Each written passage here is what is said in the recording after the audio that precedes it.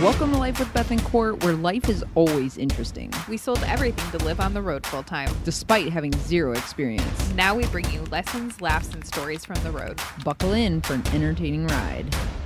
Welcome back to another episode of Life with Beth and Court. I'm Beth, I'm Court. and today we're going to talk about me being bald. Yeah, my sweet baby girl lost all her hairs. Yeah, all of them hairs. All of them hairs are gone. I think it may be a bit uncomfortable for people to ask the questions they want to ask. So today we're going to kick off this episode, and I guess you're going to take the reins. Yes. I just want to start at the beginning because I feel like people who might see us on social media and see pictures of you with just a hat on or you bald might assume that you have cancer. So Big assumption. Let's just clarify. Do you have cancer? I do not, in fact, have cancer, No. and God bless those who do. Keep fighting. But it's interesting because what you said on a walk the other day is that you feel like people who see you treat you a certain way because they assume that you have cancer in person. I was in a store, it was actually a Whole Foods in Nashville, and this woman, I was checking out, and you weren't with me, and this woman came up to me and said, "God bless you." She like, Did you sneeze? no. Oh, okay. She touched my arm. She said, "God bless you." Does she have a mask on? Yes. Okay. And I said, "Oh, thank you. For what?" And she said, "Just God bless you for being alive." And I said, "Oh, yeah. No, it's good to be alive." And she said, "God bless you for whatever you need."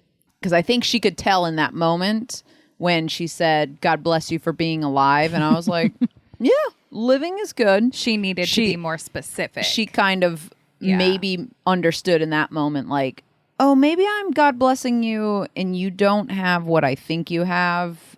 So God bless you for whatever you need help with. And I just want to say, like, I don't know what you're thinking, but I don't have cancer. Yeah. I'm healthy and I'm well. I just lost my hair. Yeah. So let's go back to October of 2019. Or should we go back to when you were 19 and start there for this story? Well, let's start 19 or 19. What's your choice? Let's start with the latter 19. So when I was 19, I first noticed in my hair, right in the part, there was what seemed to be, I couldn't tell because I was trying to tip my head down to look at it. But then when I tipped my head down, I couldn't see it very well. It appeared to be either a blonde spot or the hair was just gone. It was right in the middle of my part. It wasn't that big. But I remember seeing it one morning, like literally one morning. That's how, like, it was just out of nowhere. And it wasn't like, oh, I'm starting to lose hair or I'm at all like had thinning hair or anything. It was just like this little patch was gone. And so I went to my stepmom and I was like, "Hi, is this blonde hair or is that gone hair?" And she said, "That is gone hair." And so I was like, this is weird. Why do I have a patch of hair missing right in the middle of my head? And then it just went away. It just grew back. Were you worried about it? Did you go to a doctor? Did you Google anything? Did we have Google when we were 19? I don't really remember. You sound like those people on TikTok who are like, "I was born in 1990 and my son just asked if I came over on the Mayflower." That is how we should start mic checking, is we should just read funny comments on TikTok. So I don't believe I did because I didn't know what to Google, because I didn't know, like, what would I Google? Like, young person with bald patch in head. I would be even more specific and say young person, small quarter-sized bald spot in center of part. I'm very good at Googling. So, I don't think I did that. Okay. And I don't think I really even had time to investigate it more than I did, just because it was gone so quickly. Like, the hair regrew. Yeah. And I do remember, so this was in the summer at some point because I was down living with my dad and stepmom in Texas. And then I flew back to Wisconsin for the school year when I was in college. And I had a hairstylist there. It's funny. I used to joke with her that she was the longest relationship I had ever had before you. She was my hairstylist for 5 years. Yeah, so she lost. By only a month at this point. Yeah, but it's still fair game. Still to be determined. So I asked her and I was like, Nora, what the fuck? There's this bald spot that came out of nowhere. And she's like, yeah, I don't know. Sometimes it just happens. Sometimes it's stress. Sometimes, hair can be a fickle bitch, as you say. And so neither one of us really knew anything about it. And like I said, it didn't last long enough to really be concerned to research more because it was already gone. It already regrew by the school year. So that was the end of that. And fast forward to 2019. So how many years later? Probably like 12. Yeah, like over a decade. Yeah. So you never had any other issues with spots? Well, I would get them randomly, and they would always be very small and never visible. That first one was the only little spot that was visible. It just wasn't important enough for me to look into it. I did at one point find out that it was called alopecia areata. Okay. So that is small patches of hair that are missing. So I knew of the condition, but it was so, it was so minor that I didn't really do much research into it, etc. I knew that it could sometimes be correlated with thyroid issues or any other imbalances in the body. I had a ton of shit wrong with me when I was like 20, probably 21 to 25. Like all of my hormones tanked, my thyroid levels were low, all of my estrogen, progesterone, testosterone, like everything was low. My hormones were so low. You're supposed to have an estrogen to progesterone ratio, and both of those levels were so low that they couldn't even calculate my ratio. So I was in a rough spot. My hair was not one of the things that I was thinking about. I didn't even have the energy to wake up. So I was more concerned about fixing that. Fast forward a decade later, it was October of 2019, and that's when you started to notice significantly sized bald spots underneath the back of your hair. Yeah, I would say even before that, you had first discovered them. Because I did? Yeah, because I like my hair played with a lot. It's a thing in my family. It was a term of endearment to play with each other's hair, and my grandma and my aunt and my mom, they would tickle our backs or draw letters on our backs, and we had to guess what they were and whatever. So I was laying my head in your lap. You were playing with my hair, and all of a sudden you go, and I was like, sounds about right so far. What's wrong? I thought there was a spider in my hair. I was about to freak the fuck out. Because that would be much worse. That would be much worse to me. And you were like, sweetheart, there's a bald spot back here. And I was like, oh yeah, it's called alopecia. It's fine. And you were like, okay, but it's kind of big. And I was like, yeah, it's fine. It'll grow back. Because that was my experience to that point. It would grow back. And had you ever had one that large though? Well, I don't think I knew the size that you were looking at. So I don't know. And a lot of times I wouldn't even notice because you don't typically feel every inch of your skull. I mean, you wash your hair and stuff, but you typically would wear your hair down. It was very, very rare that you would wear your hair up in a ponytail. When you knew me. Yeah. But in my college years, I always wore it up. So I had hair that was probably your length now, and I always wore it up in exactly how you're wearing right now, up in a bun with a headband. Yeah. Because I was the cool style. I was an athlete, and we were constantly our hockey practice was at 6 a.m. and so we would go do that, and then we would have to shower and go to class, and then after class we had to go work out for another hour to 2 hours, and then you had to shower after that, and so we were constantly showering, and it was just easier to put my hair up. I could have had bald spots, I don't know. So you discovered it at first, and I was like, don't worry about it. I know it seems alarming, but it always comes back. I know it seems alarming. Yeah. Yes, if you've never seen bald spots on your girlfriend's head, and then all of a sudden she's like, it's cool, it'll grow back, it's alarming. Yeah, so I was pretty chill about it, and you were not. No. I am a very, very vain human. So one, aesthetically, I was concerned for you.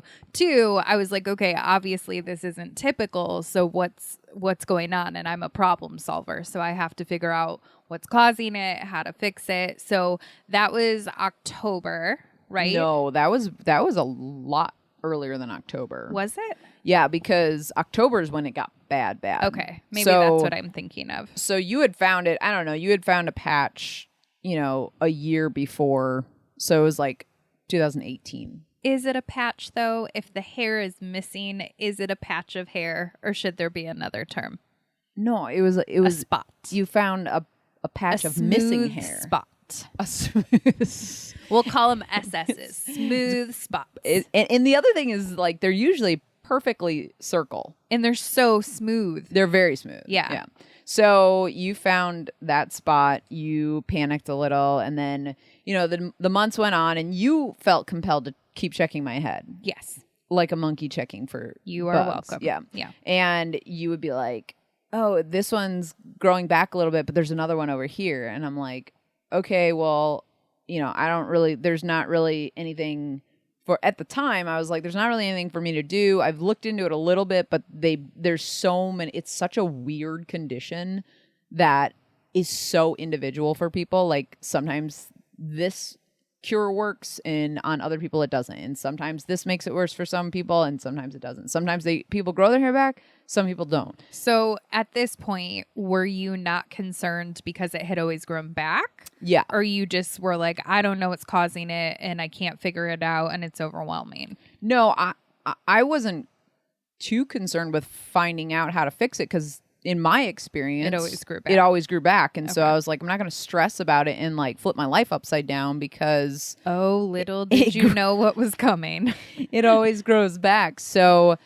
yeah, fast forward to October of 2019, the patches were not growing back. They started getting larger and larger, and then they started blending together and making underneath. So bigger like patches. If you think of hair being up in a ponytail, it was like right underneath. It was the base of my skull. Yeah, thanks. I didn't know the word. It was the base of my skull, and there was some like right above my ears. Mm-hmm. And then they started filling in up top. Mm-hmm. There was some... Well, when they were in the back, we could cover it if you just wore your hair down because it was like the very base layer. So we would pull your hair down, make sure it was covered, and usually you wore a hat, so you were good and you didn't have to worry about them showing. Well, but I went to work and I could not wear hats at work. Yeah, but I mean, for the most part, like on the weekend, it was manageable to cover at that point. Yeah, at that point, it was annoying but manageable, and I could hide it. But then they started coming back in your part,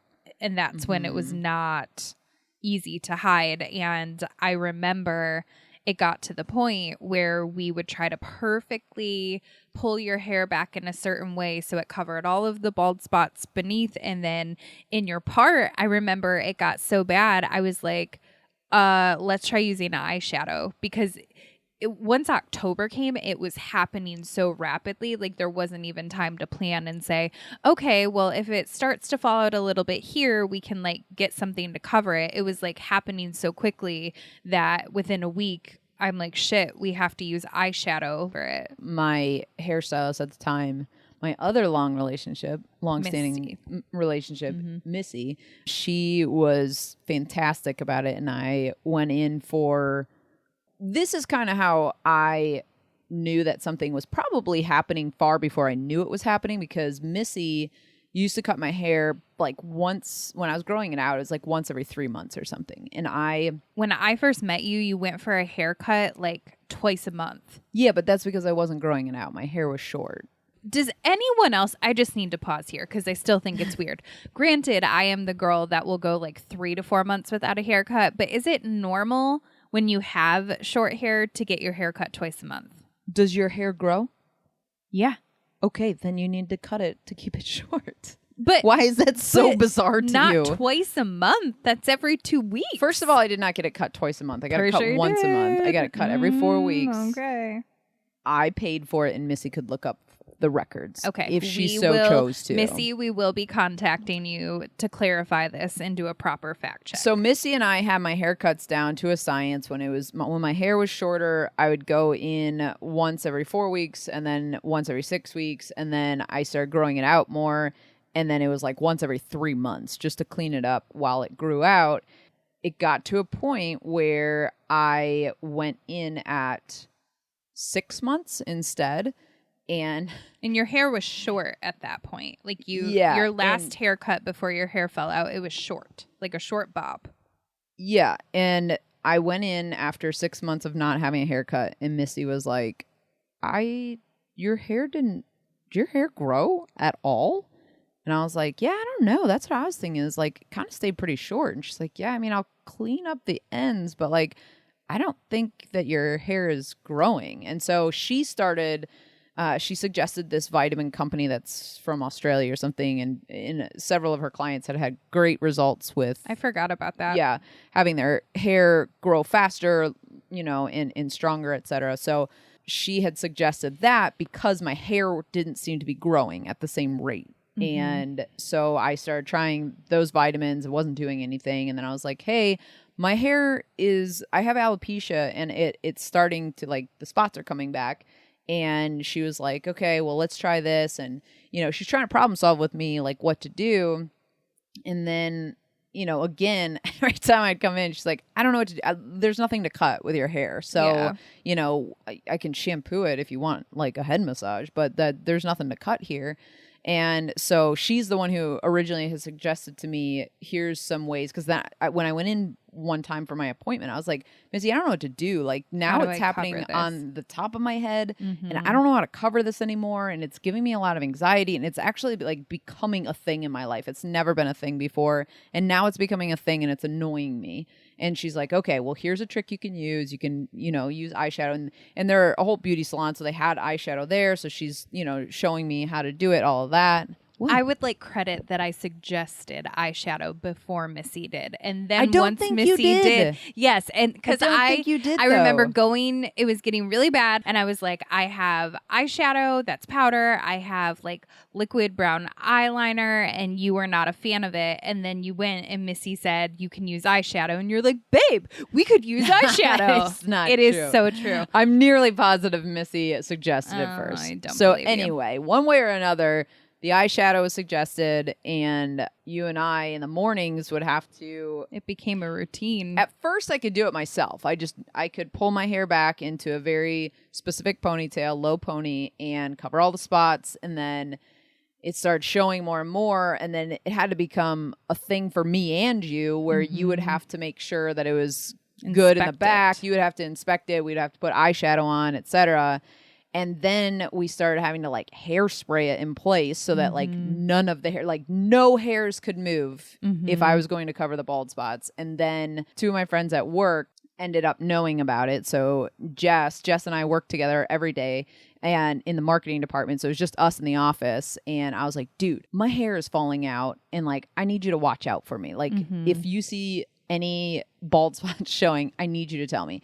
And then my friend Shane, he hugged me one day and he's taller than me. And he's like, oh, and he kind of like tilted his head and he was like, oh, never mind. And I was like, yeah, it Your was like, worst nightmare. It was literally my worst nightmare. And I was like, what? And he's like, oh, nothing. I just thought I thought I saw a bald spot, but it was, he goes, I think it was just the lighting. And I was like, no, Shane, it's not the lighting. He's like, no, it's just the way the lights hitting I love off it. that he just called it out. He's like, I thought I just saw a bald spot. Because that's Shane for you. But he was trying to backpedal out. I think he thought that he was like making me feel bad. And I was like, no, I'm going to tell you right now, like you did see a bald spot and here's what's happening. And he's like, oh shit. And I was like, yeah, so you two can be my team. If you see anything, I need you to cover me. And they're like, yeah, totally, got your back. So there was one time when Jess and I had to go to one of our locations to put up banners and whatever, do marketing shit. And we were coming back, and because the wind had blown when I was outside, we were coming in the back staff entrance, and she's like, oh, wait, hold on, stop. I need to redo your ponytail. And then and then Ginny opens the door at the top of the stairs coming down the staff exit, and she sees Jess putting my hair in a ponytail. And it was so bizarre because like I didn't even have anything in my hand to be like, oh, my hair was falling out and my hands are full. So Ginny kind of like looked at us and she's like, what are you doing? And Jess like, oh, it was just easier because her ponytail was falling out. Like we both just like stumbled through it, and Jim was like, okay. And then there was another time when Shane, there was other people in our office, and Shane could see that my hair was starting to uncover a bald spot, and he didn't want to embarrass me in front of the people who didn't know. Because if it was just Jess in there, obviously she knew too. So he'd just be like, hey, where's the bald spot? Well, see, he's trying to be discreet about it. And he goes, hey, can I play with your hair? And I was like, what the fuck? No, you can't play with my hair. And then he like whispered to me and he's like, I can see a bald spot. And I was like, oh, that's very sweet of you. Probably don't say play with your hair, but yes, you can move my hair. So anyway, they were great and kind of just like helping me keep it on the DL. And the thing is like, you know, the people I worked with at the time, I actually had told Ginny before. I was like, by the way, I have like weird bald patches, but this was when it wasn't bad. So it wasn't that I like didn't trust them with it. It was that it was happening so fast. And it was out of your control. And like you couldn't stop it. I couldn't stop it. It was like day by day. There was more falling out. I was trying to like figure out, you know, what do I do? Like, do I tell everyone? Because I debated that back and forth. I was like, do I just tell everyone and be like, hey, I'm going to buzz my head soon because literally all of my hair is falling out. At the end of the day, I know they all would have been great about it. Like, that was not my concern. I think I was having a hard time processing it. Yeah. Because day by day, I was seeing myself with less and less hair. And that's weird. Didn't you say chunks would come out in the shower too? Oh, like gosh. handfuls? Yeah. There was, yeah. I mean, I hated showering at one point because I was like, this is stupid. Like, every time I shower, I just, you know, or brush my hair. There was just like tons of hair coming out. So I think for me, it was not so much that I didn't, because I think sometimes that happens where people who would absolutely love you through something or, you know, be supportive when you're going through something. I think sometimes people are like, well, why wouldn't you tell me? Did you not trust me with that information? Did you think I was going to be mean about it, etc.?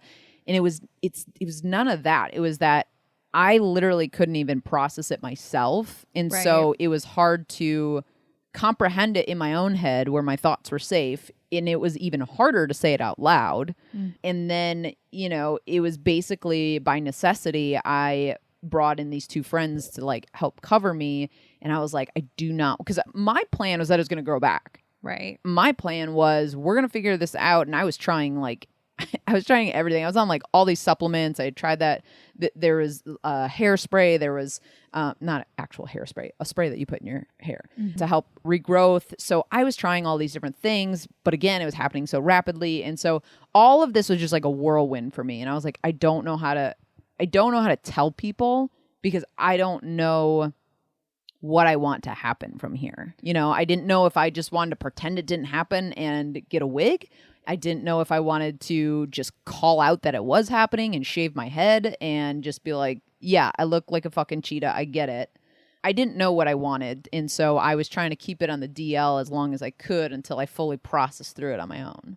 Well, and I think as humans, we do that when we have conquered something before and we've tackled it, even if it's hard. So like depression for me, I can coach someone through it. I feel comfortable telling people. I feel comfortable talking about it.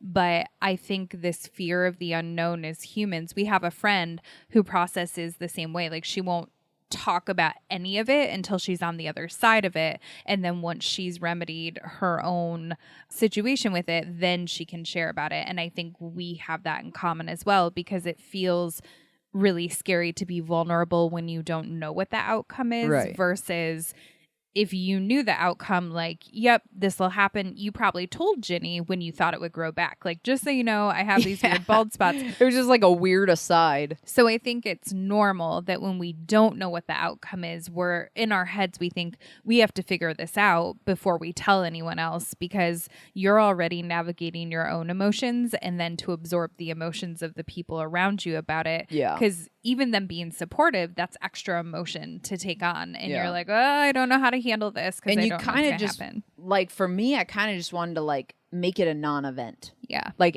that is all I could think is I just want this to be a non-issue so badly. Like I want to do something that makes it different than it is now, but I want it to be such a non-event when people see me the next time. Right. That, you know, no one asked me about it. I don't want to talk about this at all. And it just seemed like my options were closing in. I was either going to have to like shave my head or get a wig. And either one of those felt very scary for me. Yeah, very uncomfortable. So I ultimately did end up ordering a wig online. Well, so let's pause. Let's go back. So October, it started to get really, really bad. We were spending the mornings trying to cover everything. And Beth kind of touched on it earlier that we worked for an organization where you couldn't wear a hat. Like there was a dress code, you had to wear a uniform. So that was causing a lot of stress.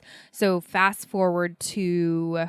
It was end of February because that's when we went to California. Yes. So fast forward through to the end of February. And just before that, before we left for California, you realized, okay, it's not growing back. I can't cover it anymore. Like I need to take the next step. And so I remember step one was you started looking at wigs online, like just to get comfortable with it.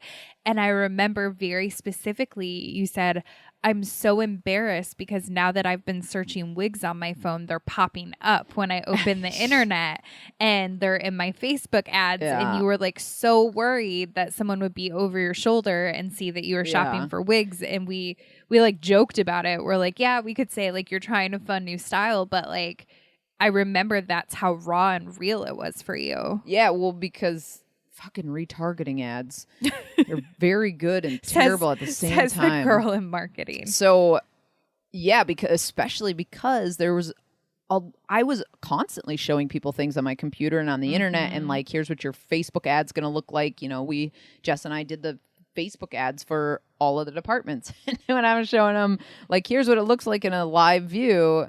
And Please there's a wig show. Yeah, Please like don't show wigs. so that, not only that, but I had also joined several Facebook groups called like Sister Hair Loss Group or whatever. Like it was very obvious in the title, and there's like all these people showing like it's my first wig, and like here's me without a wig, and here's me with a wig, and like what do I do about thinning hair here, and da da da. So, and you weren't super into the groups at first. I remember like it felt pretty uncomfortable for you. I'm not really a groups person to begin with. I don't really find.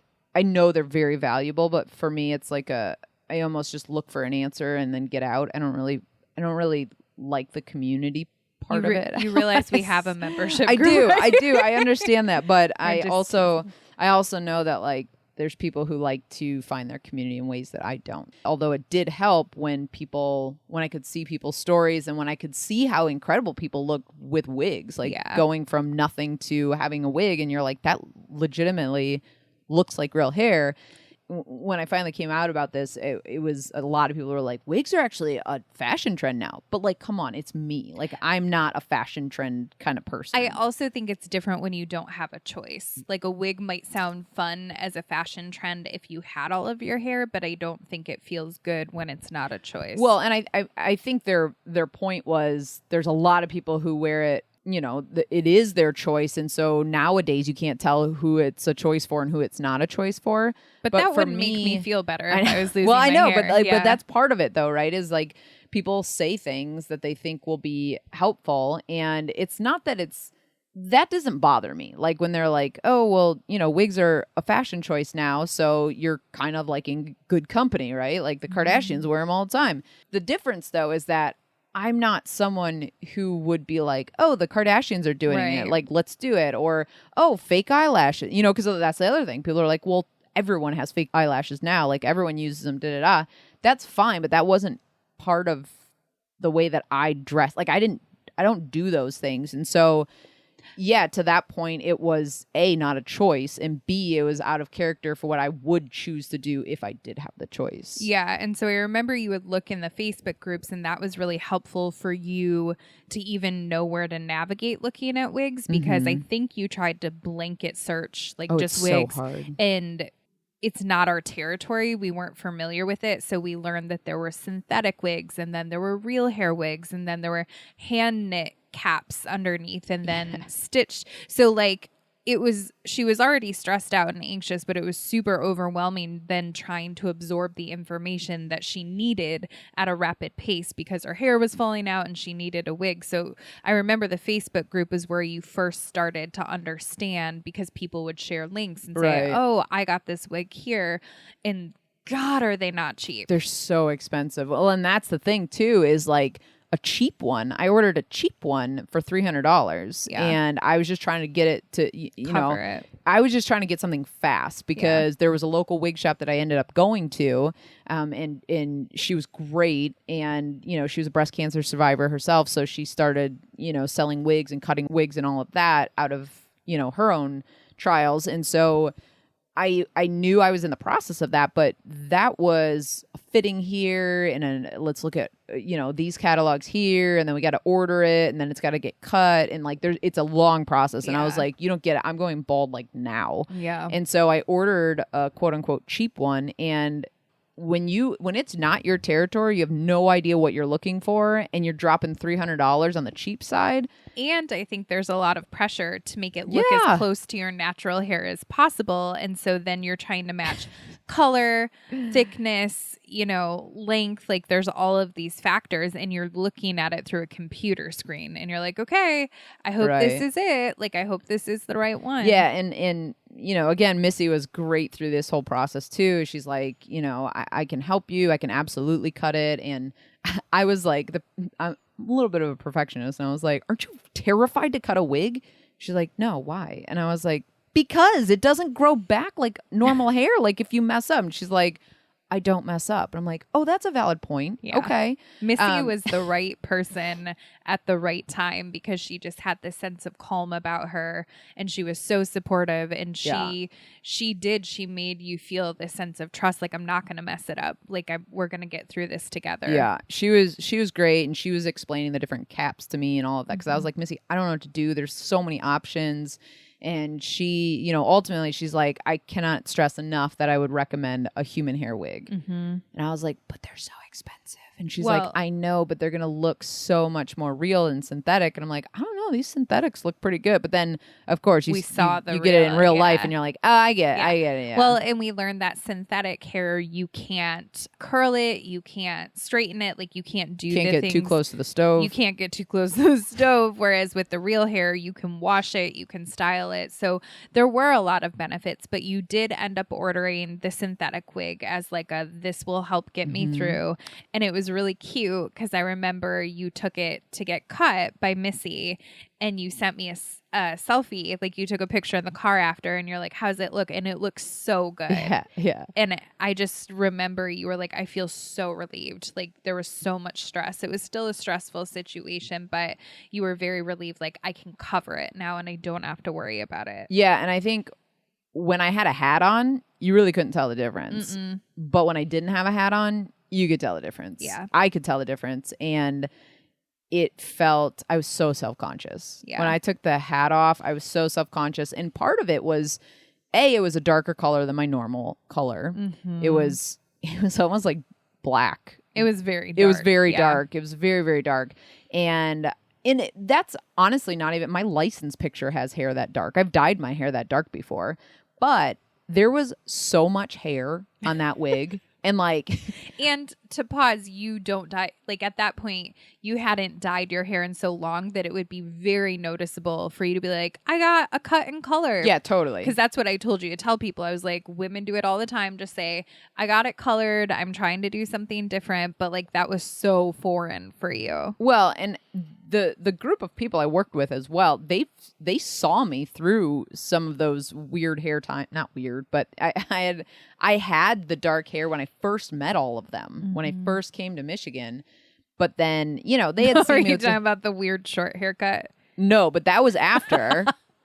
Because so and I had dyed my hair purple, and I bleached it blonde and then purple on top. Like I had done all this stuff. Seen that. So it wasn't unusual for me, but there was definitely more hair than I've ever had in my life, even on a good day.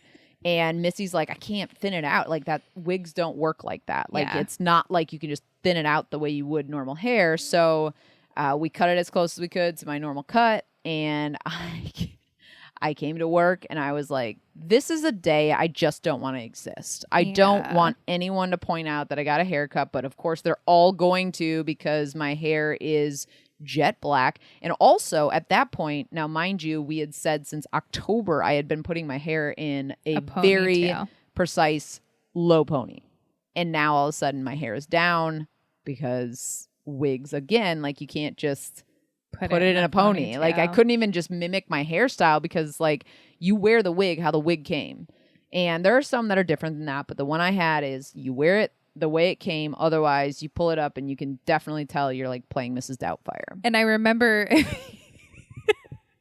if you got really close to it, like where the part was, you could tell that it wasn't a natural part. Do you remember that? And I remember. Your natural part was further, like closer to your eyebrows, and this part was pretty far back. So we were trying to like find the sweet spot, and then if you looked really, really close, you could be like, "What's that underneath your part?" So there was a lot of lot going on, and at that point, I didn't actually shave my real hair, so I still had real hair that I had to keep tucked underneath. I forgot about that. And at one point, I tried to tuck the pony in a certain way that ended up making it like a bump on the bottom. It was terrible, right? And like, so this was honestly, it was only 3 days because then we went on vacation. Well, it wasn't vacation. It was for a seminar, but I was leaving work, right? So I was only there like Monday, Tuesday, Wednesday, and everyone's like, "Whoa, your hair!" And I was like, "Oh, yeah, my hair."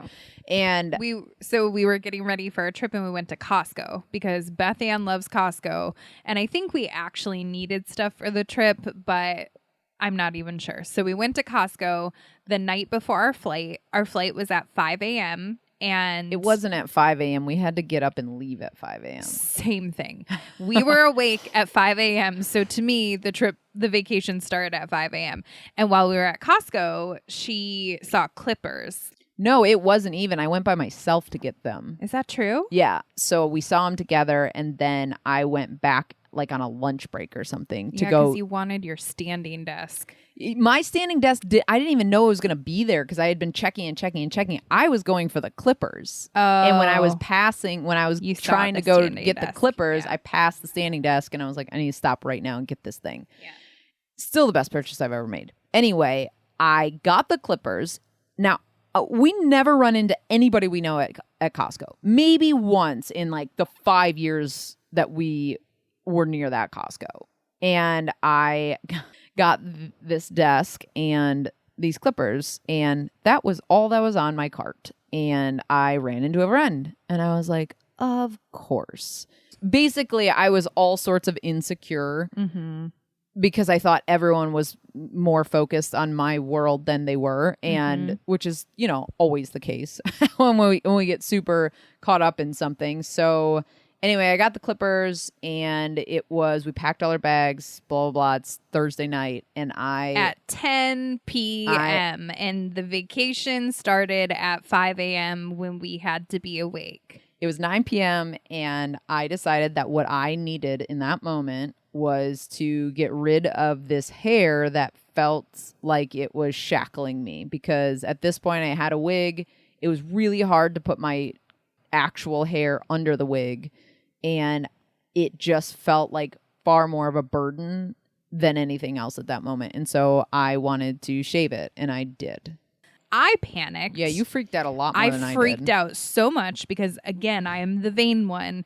And I think I was like, sweetheart, we're about to fly to California, and if this doesn't feel comfortable to you after it happens, like, there's no going back. You can't undo it. Also add to the mix, I was changing jobs when we got back. Okay. Because when we went to California, I was coming back and serving out my last 3 days. So yeah, I had already put in my 2 weeks notice. So yeah, lots going on. You were like, are you sure that's so much change at once? And I'm like, you're the one who has a problem with change. Yeah. I do not. I was totally projecting because change and grief trigger me so hard. And I was like, I don't want to be the one that does this. And then after she's like so upset and we can't change it and we're in California, like I was grieving for you, I think. Yeah. And I said, I'm fine. Please give me the clippers and let's do this. And we did. We recorded it, and you did the first buzz in the front, I remember. Yeah. And then you had me do the rest, and I didn't do very well. I tried very hard, but I was not used to them. Yeah, it turns out haircuts aren't really your thing. No, but they are yours, which is interesting. That's neat. Shears or I cut your hair and my hair. Razor. Yeah. Mm-hmm. So we buzzed it, and it was probably a quarter inch. It was really short. It was pretty short. And when we saw what was underneath, we instantly called me GI Cheetah. Yeah. Because I was very spotted. She looked like G.I. Jane once she shaved her head. She looked beautiful, but I was like, you look like G.I. Jane, but she had some cheetah spots. And it was actually kind of cool. It was pretty cool. We have some pictures we'll have to show. But once the hair was gone, we were like, holy shit. There were way more spots than we knew about. So we knew that there were some big ones, but once the hair was actually out of the way, there were lots more spots that had already started developing. And I don't know why I thought this, but I thought at that moment that was the worst it was going to get. Like the rest wouldn't fall yeah, out. like it wouldn't fall out. And I was like, oh, I can deal with this. This is kind of cool, actually. And like I was, getting used to myself, whatever. At this point, I still had my eyebrows and eyelashes. Mm-hmm. And because I was so focused on the bald spots on my head, I wasn't necessarily noticing that my eyebrows were starting to thin out and my eyelashes were starting to thin out. You first noticed body hair-wise your arms.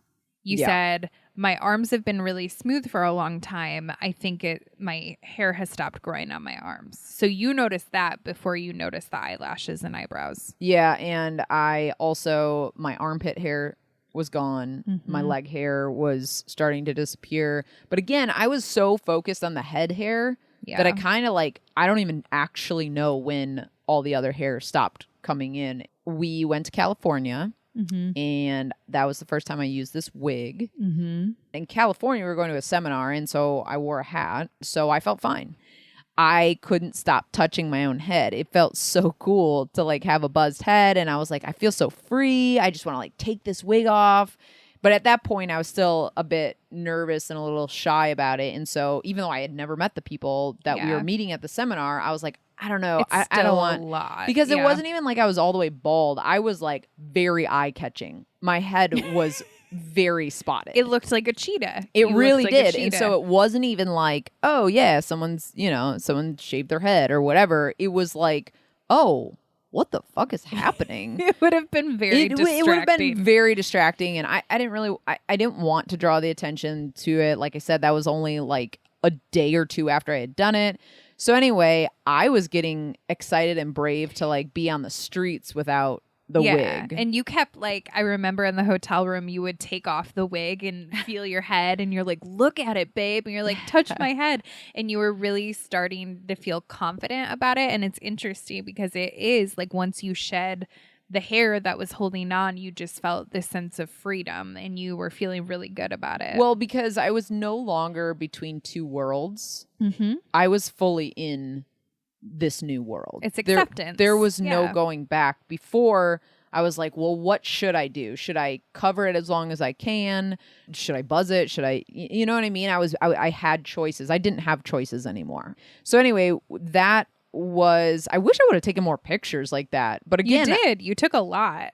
No, I have 5 pictures total of me as G.I. Cheetah. Oh, I have one in the hotel. Went pretty quick. I know, and that's the thing is at the time I thought, we'll have time to take pictures. No, and literally that next week, because you think, okay, well now you're not gonna have a bunch of hair falling out everywhere. You do. It's just smaller hair. It was falling on my keyboard, and I was like, this is crazy. It is falling out so rapidly still. So then I took a razor to my head and I fully shaved it. And again, I was like, oh, well, this is going to be my new normal is I will shave my head. And it was crazy because you could see underlying where the hair was. You can tell when someone shaves their head or when they have no hair. Mm-hmm. And you could tell where I had patches of the hair follicles still, even though when I had shaved it. Yeah, and then once you started shaving it, it never came back. Yeah, that was weird. It was. Yeah, and then I slowly started realizing that mascara wasn't... I was like, why is my mascara not working that well anymore? You can't see my eyelashes as well as you used to. And then I was like, oh no. I thought your eyebrows fell out first. I think they were happening at the same time. I mean, the eyelashes, I got down to 3 singular eyelashes. Yeah, you tried so hard to hold on to those. And I don't know why I was putting mascara on them still. It was very bizarre to suddenly not have eyelashes. I'm used to it now, but I would say that out of everything that I went through with this journey, I would say that losing my eyebrows and my eyelashes are still the worst part of this, because honestly, a lot of it isn't that bad. What you said when this was all happening, you said it's really frustrating because I don't usually wear fake eyelashes. I don't wear a lot of makeup. I pride myself on not wearing a lot of makeup and being high maintenance, so to speak. And now it sucks that I don't have a choice. Like, I have to put eyebrows on. I have to put eyelashes on. Well, I would say two things. I don't necessarily pride myself on the fact that I don't wear a whole lot. I think it's just natural for me to not wear a whole lot. It just is, it's annoying to me. I don't like the process. So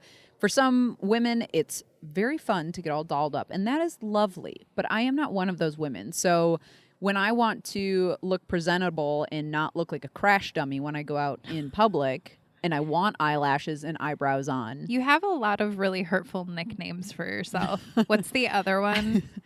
I don't think it's that hurtful. Do I have more You nicknames? just said you looked like a crash dummy. Well, it's true. And Crash dummies don't have eyebrows or eyelashes. There's something about a terrorist that you say. Oh, Ahmed the Dead Terrorist. Yeah. Yeah, by Jeff Dunham. So I would say those are not really kind references, But pretty accurate. no. So, No. and it's very funny because a lot of people will say like, oh, you don't have to put your eyebrows and eyelashes on for me. And I'm like, I never put them on for you. I put them on because it's what makes me feel comfortable. It's the same reason that we put makeup on or anything else we do to enhance our appearance. It has nothing to do, well, sometimes it has something to do with other people, but most of the time we do it because it makes us feel good. Like when you put on a real sassy red lipstick, it's because it makes you feel good. And so that is the same for me now with eyebrows and eyelashes. And sometimes it's just protection, like when you wear eyelashes, because we learned one day on a walk that you had things blowing directly into your eyeballs because you didn't have eyelashes. Yeah, so let's talk about some of the weird parts of not having any hair. First of all, I lost every hair on my body as the world shut down due to a world pandemic. Mm-hmm. So I lost my nose hairs at the precise time that it would be very helpful to have them. Yeah. So that was one thing, and we didn't even really realize that until we were going on a walk one day and we saw the pollen blowing from trees. Like, it was so bad outside, and I got a headache by the end of our walk, and I was like, oh, I guess it makes sense because it's going like straight to my brain when I inhale things. And it was that same walk too when I didn't have any sunglasses on. And pollen was assaulting your yeah, eyeballs. like it felt like a storm in my eye. And I was like, oh yeah, I don't have any eyelashes to protect me there. Another weird feeling is, you know, when you like, I don't know, when you're like drying your hair and the towel, like a fuzzy from the towel, like gets in your eyes. Well, it gets like on your eyelash. You can feel it, and you just like slowly pull it off. There's no eyelashes to catch it anymore. So if there's a fuzzy, it goes directly in my eye, and then it's really hard to open my eyes so that I can see to get it out. When you're really sleepy, now your eyes stick together, your upper and lower lid, because there's no lashes. Well, and also if I'm wearing fake eyelashes and I sneeze, sometimes my eyelashes will. That one time they transferred. It literally transferred from the top lash to the bottom. It was like a neat magic trick for the rest of us. And sometimes my eyes just get stuck shut because when I sneeze, it just like, it pins it there. So that's unusual. Another thing, let me back up. So as far as the fake eyelashes, it's never been something I've been interested in. I don't know a thing about them, but my best friend had always talked about it, and she loves fake eyelashes, and I never got into them. But when I realized I was down to 3 eyelashes collectively, I texted her and I was like, time to have a conversation we never thought we would have. What are the best fake eyelashes to get? And then 3 days later, there was 9 different pairs of them that she had ordered from Amazon for me. So I've actually been using that brand ever since. And speaking of the groups that we were talking about earlier, I went in those Facebook groups and I was like, okay, I get the eyelashes. I understand the wigs. What do you do about eyebrows? Was that before or after we tried to draw them on and it was not successful? Oh gosh, I don't know, but I forgot about that. I tried really hard, but your eyebrow bones were really slippery. I wonder if we can find that picture. It was terrible. My face looked like an art project because Courtney tried to use one of those eyebrow drawing markers? It's got like 3 individual tips on it so that it's supposed to look like hair. Yeah, it's the ones that mimic the actual brush strokes of like what your eyebrows look like. And it's great when you use it on someone who has eyebrows. It is not great. I was holding your face and I was like, hold still. And then I went to flick it and it like went the wrong way and it did not look when good. you see this picture though, it was like you had made a stroke in every direction. And then we sent it to Mike and Lori, and Mike's a graphic designer and Lori has also been in the design world, and they both were like, and Lori literally uses makeup. Literally what happened? Yeah. And Court was like, her eyebrow bones is slippery. I just said it. Yeah. When there's no hair, they're very slippery. And Mike and Lori were on my side. They were like, that is not the eyebrow bones fault. That is definitely user error. Yeah. So we stopped trying that method. And also I found out that if it rains at all, your eyebrows wash away. Yeah. No further comment. Yeah. So I went into the Facebook groups and I was like, hey, what does everyone use for eyebrows? And I got a very helpful suggestion for eyebrow wigs. Mm-hmm. And I did find a pair that I loved. And we did not know that was the thing, the eyebrow wigs. That was like a very new thing for us. I thought she was kidding, actually. She was like, you should check out these eyebrow wigs. And I was like, hardy har. And she was like, no, seriously, here's a link. And those actually were the ones that I found and I've stuck with. No pun intended. They look very real. They look very real. Like the first time you put them on, I was so impressed. I was like, those look very similar because you can pick by color, you can pick by shape. And the shape is identical to what your eyebrows were before. I feel like the first set I got were a bit darker and a bit more arched than my normal ones. And so I looked like I was constantly angry or sassy. I would agree with that statement. These ones are better. That's how I solved that. Another unique thing that I get to do now, if I so choose, is in tense situations, I can take those eyebrow wigs off and I can make them into a Mario mustache. That's very true. I think there's photographic evidence of that somewhere as well. We're going to have to dig these out. Well, and so I bet some people might be wondering what happens now. Like, do you just never get your hair back? Is there a plan? Are you using anything to figure out a solution? Do you know what caused it?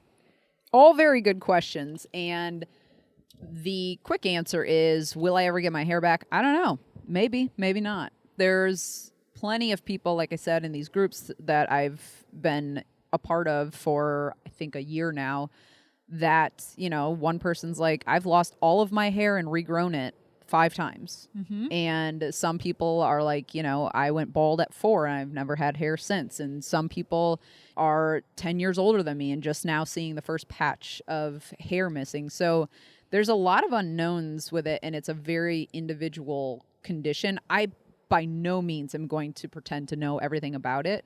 But when we get a chance, we listen to the different webinars they have on it and whatnot. And there are some things that come with it that I wasn't expecting, like my nails. My nails got real weird. They all of a sudden they had this like pattern on them, like a texture. I would say texture.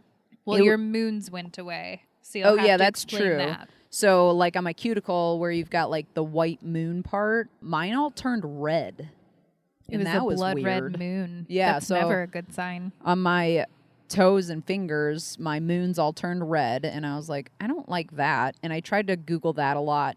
Didn't really come up with anything helpful. And then my nail texture started changing, and some of them were kind of like, I don't know, what is it, like a groove? Like it was I would say they like were buckled. Yeah, and then some other nails had this weird like, I don't know, it was like a stamp pattern. Mm-hmm. Very bizarre. I've never seen nail textures and before. Some split down the middle. Like they would just crack in the middle. Yeah. And it was weird though, because it didn't hurt. Mm-hmm. Like when you looked at it, it was weird because my nail was really long and then it just like cracked in the middle, but it was taking off the top layer of the nail and not like the part that's actually against the skin that would hurt. So anyway, my nails got weird. That's the bottom line there. So I was starting to get concerned about that because it kind of made me self-conscious that my hands were starting to look weird then too. As far as the prognosis, I don't know what the long-term prognosis is. I did go through a whole battery of testing. I started working with an autoimmune specialist out in Arizona.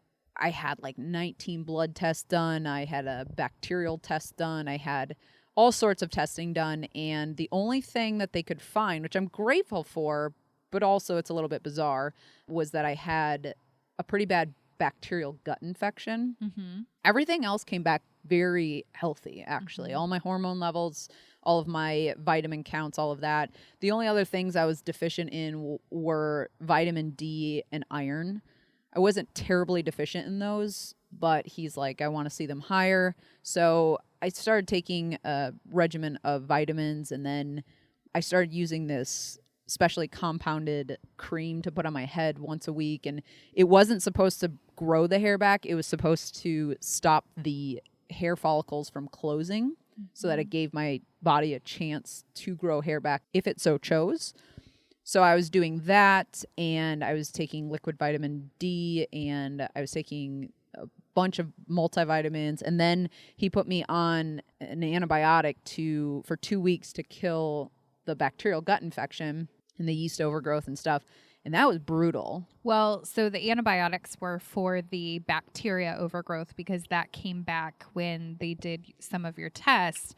And what was interesting is later on, we watched one of the alopecia webinars, and they said there's more and more evidence showing that alopecia actually is related to the gut and like your gut not being healthy. So we were like, okay, that kind of makes sense. So you did the antibiotics, made you really sick, which antibiotics, a strong antibiotic will do that. And with the antibiotics, it's tricky because they will kill the bad bacteria, but they also kill the good bacteria. And It's really tough on your gut. And then you were on pills for yeast overgrowth. So they were two separate things. Yeah, I had the regimen for the yeast overgrowth, but also I was taking low-dose naltrexone, which is a medicine that has shown to be very helpful for people with autoimmune diseases, specifically, though, multiple sclerosis. And so my doctor was just curious to see if it would help my autoimmune disorder, alopecia universalis, which is what I have now. I started out with alopecia areata because I only had small patches of my hair missing.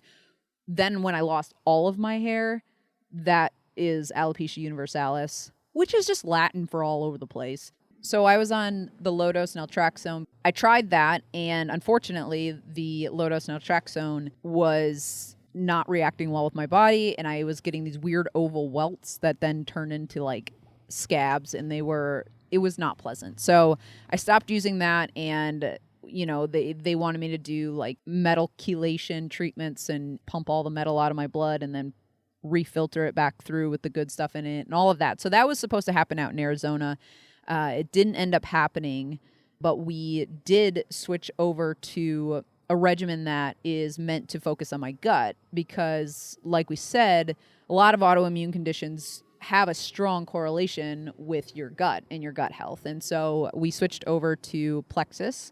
And that's actually, so I was taking Plexus before you because I too was having very severe autoimmune reactions. Mine were different than yours, but I said, hey, I've been taking this for X amount of time. Let's do some research. And Plexus not only fixed your moons and turned them white again, it fixed the brittleness of your nails. They stopped cracking. They got healthy. And then you had one single hair that came back because in case you're wondering, I inspect her head frequently to see if they're coming back, and she does have new growth, but it always falls out when I touch it. But this one hair, man, it hung in there for like 3 weeks. So alopecia universalis is an autoimmune condition of the skin.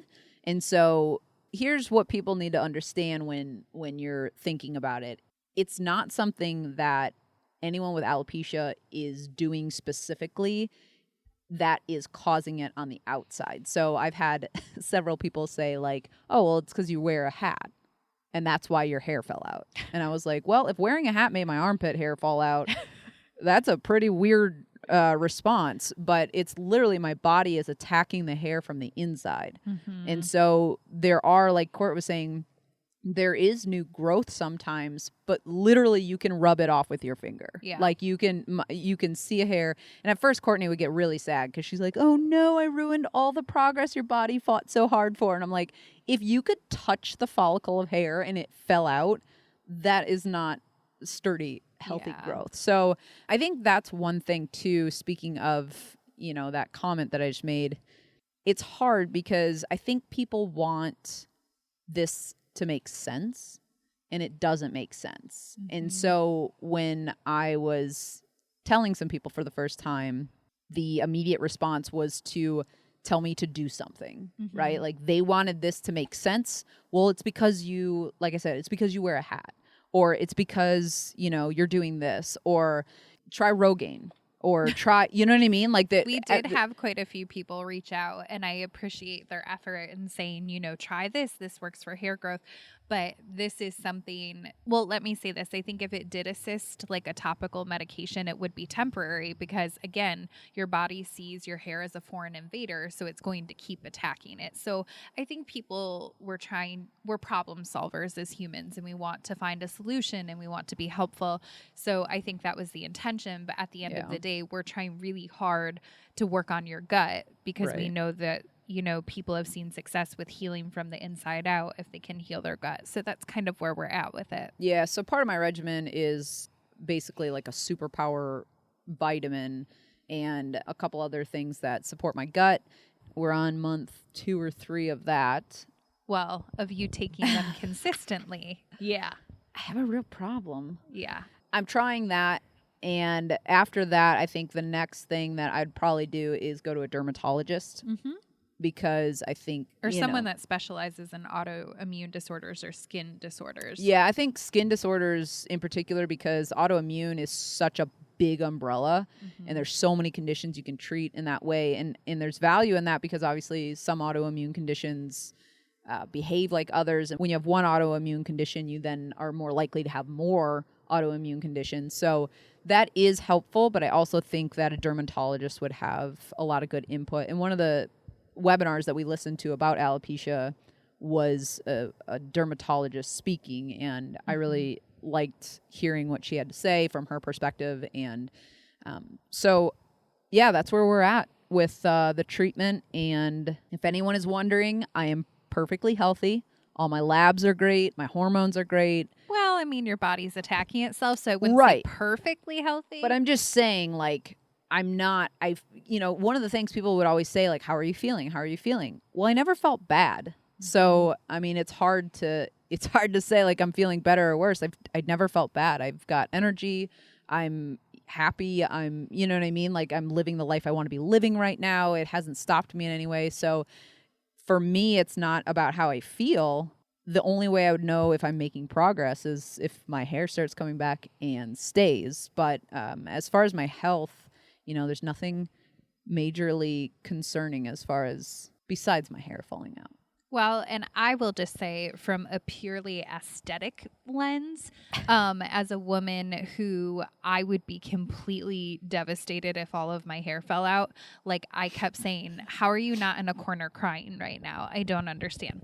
I am much more vain than Beth, so there's that. But it's been really awesome watching you navigate this journey because like just every step of the way of you've come from being insecure about someone seeing spots on your head and trying to cover it with a ponytail and eyeshadow to you now are so free and open about it. Like you haven't worn a wig and I don't know how long. And once you gave yourself permission to say, I don't need hair to be beautiful. I don't need hair to feel a certain way. Like this is what happened and this is who I am.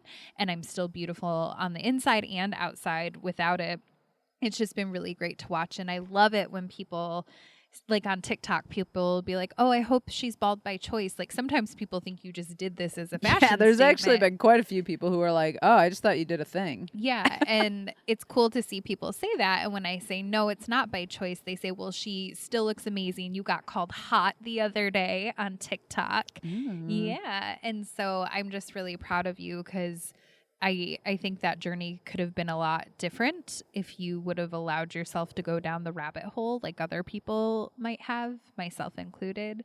And I'm just really proud of you. And you are beautiful without all of your hair and without eyebrows and without eyelashes. I know you think you look like a crash dummy, but you're still very gorgeous. Well, thanks, Toots. You're welcome. I did weep once. I wept when twice, actually. Yeah, twice, because there was one time we were about to do a photo shoot and I was doing my hair and I was straightening it and I started crying because I thought this may in fact be the last time that I ever style my own hair. Yeah. And that didn't feel good to think about that. So I wept briefly, but then we had a photo shoot. So, you just got to carry on, put it in a little box and tuck it away for later. And then the other time I cried was when we were filming.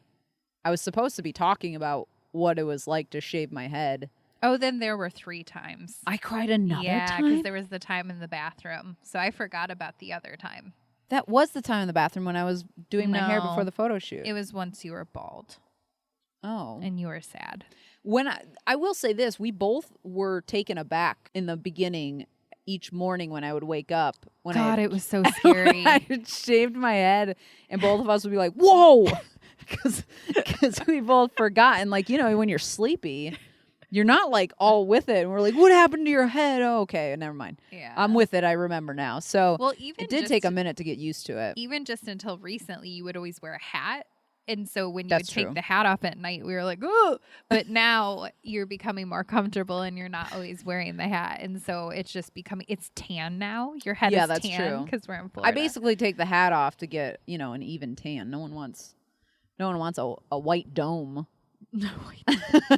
So I will say that I'm very grateful that my head is oddly symmetrical. Mm-hmm. And this journey has been much, much easier with you by my side. So thank you for being great about it and going through all of the testing and all of the appointments and all of the things that I've gone through and helping me accept myself as I am. Because at the end of the day, that's all we've got.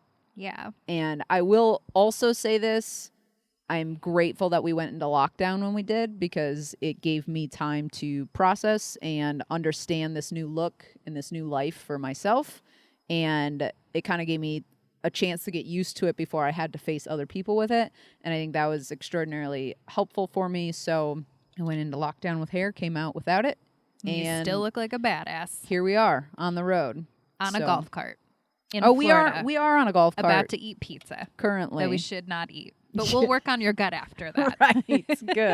Good. So hopefully this episode was enlightening for any of you out there who have never known someone with alopecia or alopecia universalis, or maybe this has helped you understand a bit more how to support someone who has just gotten a diagnosis or who's trying to process it for themselves, or just being a little bit more cognizant of the phrases you might be saying to be helpful but are actually hurtful. If you do have any questions, I'm not shy about answering them. So feel free to drop us a DM or email us or basically ask us in any way that you can, and I'd be happy to answer them. I would add to that, we don't have all the answers and we're still learning. So if you know information about alopecia, we would be more than happy to hear those things because we're open to all of the resources that could help Beth as she continues this journey. And speaking of resources, we are dropping the pictures of me as GI Cheetah in the show notes over at lifewithbethandcourt.com.